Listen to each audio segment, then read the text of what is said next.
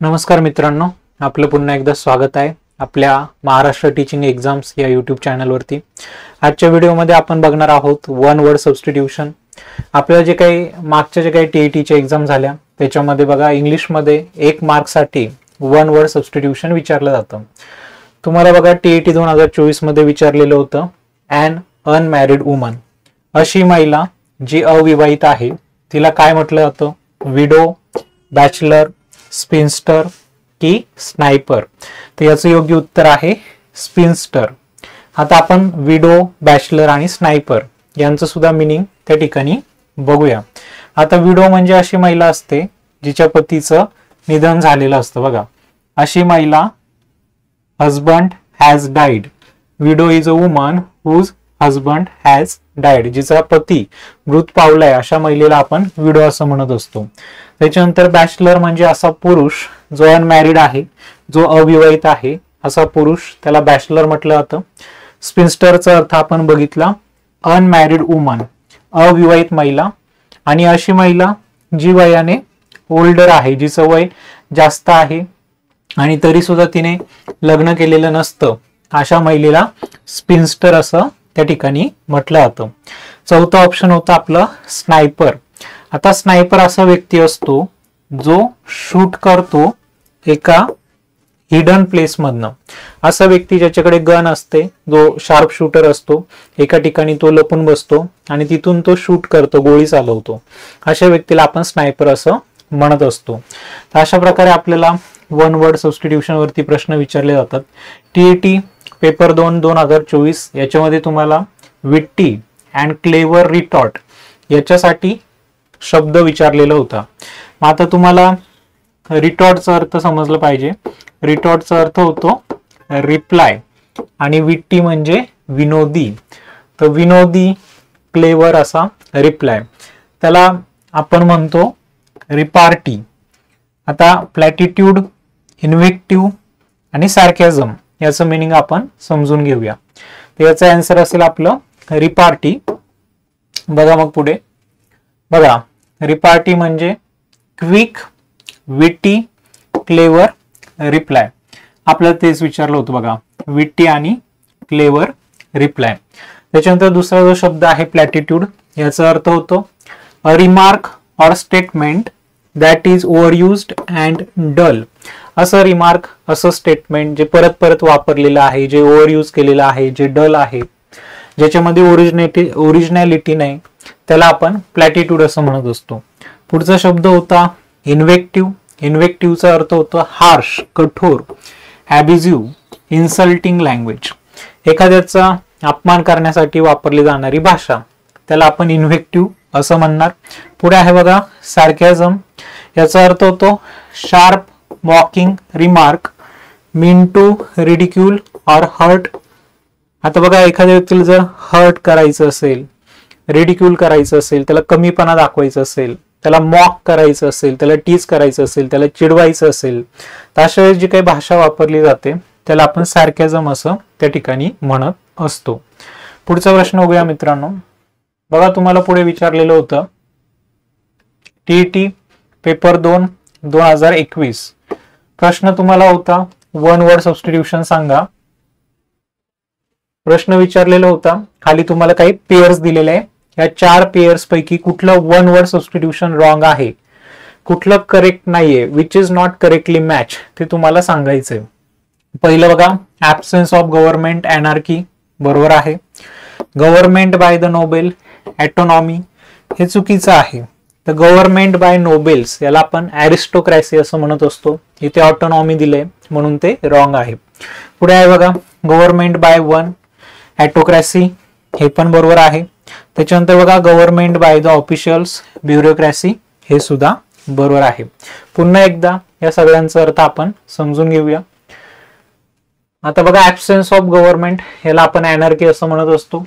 Government by nobles याला आपण ॲरिस्टोक्रॅसी असं म्हणत असतो, आणि आपल्याला तिथे दिलं होतं ऑटोनॉमी, म्हणून आपलं जे काही सेकंड पेयर आहे ती त्या ठिकाणी रॉंग आहे। तिसरं बघा, गव्हर्नमेंट बाय वन, जो काही हुकुमशाह असतो, एकाच व्यक्तीची जेव्हा सत्ता असते त्याला ऑटोक्रॅसी असं म्हटलं जातं। आणि गव्हर्नमेंट बाय द ऑफिशियल्स, जे काही अधिकारी वगैरे असतात त्यांचं जेव्हा सरकार असतं त्याला आपण ब्युरोक्रॅसी असं म्हणत असतो. मग ब्युरोक्रॅसीमध्ये गव्हर्नमेंट मधले ऑफिशियल्स, त्याच्यानंतर प्रशासकीय अधिकारी, ऍडमिनिस्ट्रेटर, क्लर्क्स या सगळ्यांचा समावेश हा ब्युरोक्रॅसीमध्ये होत असतो. आशा करतो तुम्हाला समजलं असेल. अशाच प्रकारे बघूया पुढचा प्रश्न. टीईटी पेपर 1 2017 मध्ये तुम्हाला विचारलेलं होतं one word substitution, animals that feed on insects. त्यांना काय म्हटलं जातं? तर याचं योग्य उत्तर आहे इन्सेक्टिव्हरस. असे ॲनिमल्स जे इन्सेक्ट्सला फीड करतात त्यांना इन्सेक्टिव्हरस म्हटलं जातं.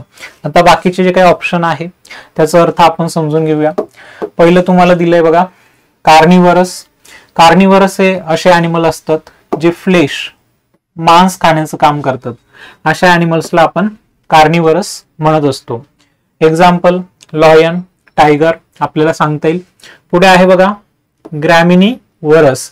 आता ग्रॅमिनिव्हरस असे ॲनिमल्स असतात जे ग्रास किंवा गवत खाण्याचं काम करतात. उदाहरण द्यायचं झालं तर काऊ, बफेलो, डिअर हे एक्झाम्पल आपल्याला देता येतील. पुढचं जो काही ॲनिमलचा प्रकार आहे ते आहेत हर्बिव्हरस. हर्बिव्हरस हे असे ॲनिमल असतात, असे प्राणी असतात जे प्लांट्स, लिव्स आणि व्हेजिटेबल खाण्याचं काम करतात. त्याच्यामध्ये उदाहरणात आपल्याला गोट, हॉर्स आणि एलिफंट यांचं उदाहरण देता येईल. आणि पुढचा जो काही प्रकार आहे ॲनिमल्सचा तो आहे इन्सेक्टिव्हरस. म्हणजे असे ॲनिमल्स जे इन्सेक्ट खाण्याचं काम करतात त्यांना आपण इन्सेक्टिव्हरस म्हणत असतो. उदाहरण द्यायचं झालं तर बघा फ्रॉग, लिझार्ड, अँटेट आणि काही पक्षी यांचा समावेश आपल्याला इन्सेक्टिव्हरस मध्ये करता येतो. त्यानंतर पुढचा प्रश्न बघूया. बघा टीईटी पेपर 1 2021. असा व्यक्ती, a person who leads simple life, असा व्यक्ती जो साधं जीवन जगतो, devoting himself to contemplation and meditation. असा व्यक्ती जो साधं जीवन जगतो, जो ध्यान वगैरे करतो, मेडिटेशन करतो. कंटम्पलेशन म्हणजे डीप थिंकिंग, जो गंभीर विचार करतो, अशा व्यक्तीला आपण काय म्हणतो? मग याचं योग्य उत्तर आहे ॲसेटिक. ॲसेटिक हा असा व्यक्ती असतो जो सिंपल लाईफ जगतो, कंटम्पलेशन करतो आणि मेडिटेशन करतो. बाकीचे जे काही ऑप्शन आहे त्याचं मिनिंग आपण त्या ठिकाणी समजून घेऊया. पहिलं तुम्हाला होतं बघा अल्ट्रुइस्ट. अल्ट्रुइस्ट हा असा व्यक्ती असतो बघा हु इज अनसेल्फिश, जो निस्वार्थी असतो, जो दुसऱ्यांना मदत करण्याचं काम करतो. अशा व्यक्तीला आपण अल्ट्रुइस्ट असं म्हणत असतो. पुढचं ऑप्शन हे आपण आता एक्सप्लेन केलं जे आपलं आन्सर होतं. त्याच्यानंतर तिसरं आहे बघा ॲस्थेटिक व्यक्ती. असा व्यक्ती जो खूप प्रेम करतो सुंदरतेवरती प्रेम करणारा व्यक्ती, त्याला ॲस्थेटिक असं म्हटलं जातं.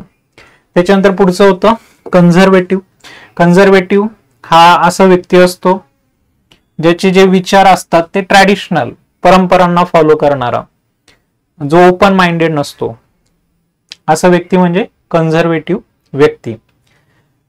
पुढे बघा पुढचा प्रश्न आपण बघूया.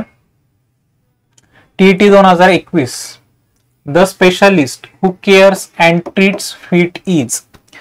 असा स्पेशलिस्ट जो जे काही फिट आहे त्याला ट्रीट करण्याचं काम करतो, तर त्याला आपण चिरोपोडिस्ट असं म्हणत असतो.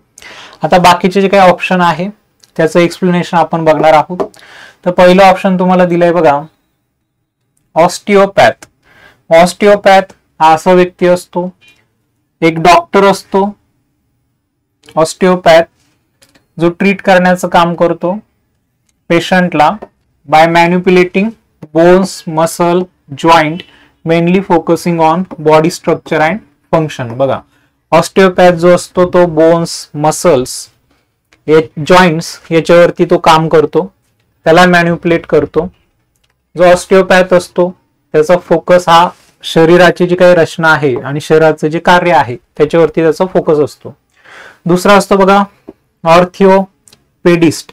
आता जो काही ऑर्थोपेडिस्ट आहे हा आपले बोन्स, जॉईंट, लिगामेंट्स, मसल, आपली जे काही स्केलेटल सिस्टीमचे जे काही डिसऑर्डर आहे त्या ट्रीट करण्याचं काम करणारा स्पेशलिस्ट म्हणजे ऑर्थोपेडिस्ट.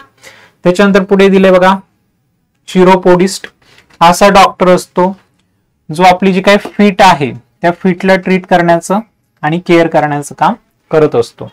लास्ट ऑप्शन आहे बघा डर्मेटोलॉजिस्ट. हा असा डॉक्टर असतो जो स्पेशलिस्ट असतो स्किन, हेअर आणि नेल डिसीजेसचा स्पेशलिस्ट. त्याला आपण डर्मेटोलॉजिस्ट म्हणत असतो. जे काही स्किन डिसीजेस असतात ते स्किन डिसीजेस आपण ज्या डॉक्टरला दाखवतो तो डॉक्टर म्हणजे डर्मेटोलॉजिस्ट. अशा पद्धतीने आपण हे 4 जे काही ऑप्शन होते त्याचं एक्सप्लेनेशन बघितलं. पुढचा प्रश्न बघा टीईटी पेपर 2 2014 मध्ये तुम्हाला विचारले which one of the following pair is not correctly match. पुन्हा एकदा तुम्हाला 4 पेअर दिले आणि याच्यापैकी रॉंग पेअर तुम्हाला विचारलेली आहे जी करेक्टली मॅच होत नाही. पहिली पेअर बघा a person who betrays a friend. असा व्यक्ती जो त्याच्या मित्राला फसवतो त्याला ट्रेटर म्हटलं जातं. तर बरोबर आहे. अ सी अबाउंडिंग इन आयलँड आर्चिपेलागो हे सुद्धा बरोबर आहे. त्याच्यानंतर पुढे बघा कंटेम्प्ट ऑफ गॉड बॅलेस्मी हे सुद्धा बरोबर आहे. पुढे बघा अ house of storing grains godown हे रॉंग आहे. अ हाऊस ऑफ स्टोरिंग ग्रेन्स ज्या ठिकाणी आपण अन्नधान्य साठवतो त्याला ग्रेनरी म्हटलं जातं, त्याला गोडाऊन नाही म्हटलं जातं. म्हणून आपलं जे काही चौथं ऑप्शन आहे ते त्या ठिकाणी रॉंग आहे. चौथी पेअर ही आपली चुकीची आहे. आता जे काही बाकीचे जे काही तुम्हाला ऑप्शन दिले त्याचं एक्सप्लेनेशन आपण बघूया. जसं ट्रेटर हे जे काही आपलं ऑप्शन होतं ते बरोबर होतं. ट्रेटर म्हणजे असा व्यक्ती जो स्वतःच्या मित्राला फसवत असतो. त्याच्यानंतर आर्किपेलेगो म्हणजे a sea or stretch of water with many island. असा समुद्र ज्याच्यामध्ये खूप सारे आयलँड असतात त्याला आपण आर्चिपेलागो असं म्हणत असतो. Blasphemy disrespect or contempt of God or sacred things. देवाचा अनादर करणं किंवा जे काही पवित्र गोष्टी आहेत त्यांचा अनादर करणं त्याला बॅलेस्मी असं म्हटलं जातं. त्याच्यानंतर हे आपण बघितलं की ज्या ठिकाणी आपण अन्नधान्य साठवतो त्याला आपण गोडाऊन न म्हणता आपण ग्रेनरी म्हणत असतो. पुढचा प्रश्न बघूया मित्रांनो. टीईटी पेपर 2 2014 विचारलेलं होतं Pranesh is afraid of marriage. Pranesh नावाचा एक मुलगा आहे ज्याला लग्नाची भीती वाटते. His family thinks that he is suffering from. मग त्याच्या कुटुंबाला वाटतं की प्रणेशला हा आजार आहे. तुम्हाला खाली 4 ऑप्शन दिले बघा. 4 पैकी कुठला आजार त्याला असावा असं त्याच्या फॅमिलीला वाटतं. पहिला आहे बघा जेनोफोबिया, दुसरा आहे जेराफोबिया, तिसरा आहे गायनिओफोबिया आणि चौथा आहे गॅमोफोबिया. तो जो काही प्रणेश आहे त्याला गॅमोफोबिया आहे कारण की त्याला लग्नाची भीती वाटते, मॅरेजची भीती वाटते. बाकीचे जे काही 3 ऑप्शन आहे त्याचं एक्सप्लेनेशन आपण डिटेलमध्ये बघूया. तर पहिलं जे काय आहे बघा xenophobia fear of sexual intercourse. असा व्यक्ती ज्याला सेक्शुअल इंटरकोर्सची भीती असते त्याला जेनोफोबिया आजार आहे असं म्हटलं जातं. त्याच्यानंतर gerophobia fear of old age or elderly people. असा व्यक्ती ज्याला म्हातारपणाची भीती वाटते त्याला जेरोफोबिया असतो. पुढे आहे बघा गायनिओफोबिया फिअर ऑफ वुमन. असा व्यक्ती ज्याला महिलांची भीती वाटते त्याला गायनोफोबिया असतो. आणि चौथं आहे बघा गॅमोफोबिया जे आपलं आन्सर होतं फिअर ऑफ मॅरेज. असा व्यक्ती ज्याला लग्नाची भीती वाटते त्याला गॅमोफोबिया असतो. पुढे बघूया पुढचा प्रश्न. Choose one word for the given. बघा one word substitution. A man who dances to the tunes of his wife. TET paper 1 2014 मध्ये विचारलेलं होतं. असा व्यक्ती जो बायकोच्या आज्ञेवरती काम करतो किंवा नाचतो त्याला म्हटलं जातं हेनपेक्ट. आपलं राईट आन्सर असेल हेनपेक्ट. बाकी बघा स्लेव, चर्न आणि इफिमिनेट याचं मिनिंग आपण समजून घेऊया. पहिलं जे काही ऑप्शन आहे स्लेव म्हणजे गुलाम. मग आता अ person who is on control by another. असा व्यक्ती ज्याला दुसरे लोक ओन करतात, दुसरे लोक कंट्रोल करतात अशा व्यक्तीला आपण स्लेव असं म्हणतो. चर्न हे काही स्टँडर्ड इंग्लिश वर्ड नाहीये या कॉन्टेक्स्ट मध्ये, तो मिनिंगफुल वर्ड नाहीये चर्न. पुढे आहे बघा इफिमिनेट. असा व्यक्ती a man who behaves in a soft delicate or woman like manner. असा व्यक्ती जो महिलेसारखं वर्तन करतो अशा पुरुषाला एफिमिनेट असं म्हटलं जातं. हेनपेक्ट आपण बघितलं. असा पती, असा husband who is dominated control or constantly bossed by his wife. Henpecked असं हजबंड असतो, असा पती असतो ज्याला त्याची पत्नी कंट्रोल करत असते, डॉमिनेट करत असते. पुढे तुम्हाला विचारलंय बघा, an insect which has many legs. असा इन्सेक्ट ज्याला खूप सारे लेग्स असतात त्याला आपण सेंटिपेड म्हणत असतो. ऑप्शन क्रमांक बी आपलं बरोबर आहे. टीईटी पेपर 1 2014 मध्ये विचारलेले. पुढे आहे बघा, वर्टरनेट, मॅमल आणि हर्बिवरस. याचं मिनिंग आपण समजून घेऊया. आता पहिलं तुम्हाला जे सांगितले बघा, vertrenate, the correct term of animal with a backbone is vertebrate. आता हे जे स्पेलिंग आहे ते चुकीचं बघा, ऑप्शन मध्ये दिलेलं. खरं असतं ते असतं वर्टेब्रेट. अशा अॅनिमल्स ज्यांना पाठीचा कणा आहे, बॅकबोन आहे, त्यांना आपण वर्टेब्रेट म्हणत असतो. सेंटिपेड असे अॅनिमल असतात, असे इन्सेक्ट असतात ज्यांना खूप सारे लेग्स असतात, लार्ज नंबर ऑफ लेग्स, त्यांना सेंटिपेड म्हणतात, जे आपलं आन्सर होतं. तिसरं होतं बघा मॅमल. आता हे वर्टिब्रेटच एक प्रकार असतात, that are characterize by having hair or fur. ज्यांना हेअर असतात, फर असतात, जे वॉर्म ब्लडेड असतात, giving birth to live young and nourishing their young with milk. असे जे काही अॅनिमल्स असतात त्यांना मॅमल असं म्हटलं जातं. पुढे आहे बघा हर्बिवरस.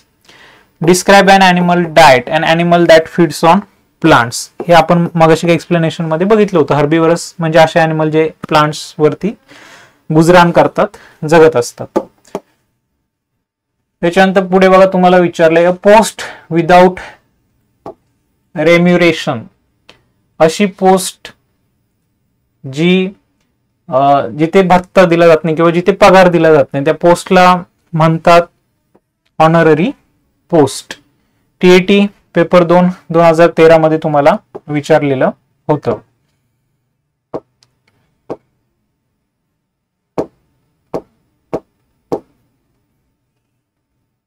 आता इथून पुढे जे आहे ते आपण पार्ट सेकंड मध्ये याचं एक्सप्लेनेशन बघूया. आता आपण जेवढे बघितले एक्झाम्पल त्याचे एक्सप्लेनेशन आपल्याकडे अवेलेबल होते. बाकीचे जे काही राहिलेले एक्झाम्पल आणि त्याचे एक्सप्लेनेशन आपण पार्ट सेकंड मध्ये बघूया. धन्यवाद मित्रांनो, हा पार्ट बघितल्याबद्दल. Bye bye, have a nice day, take care.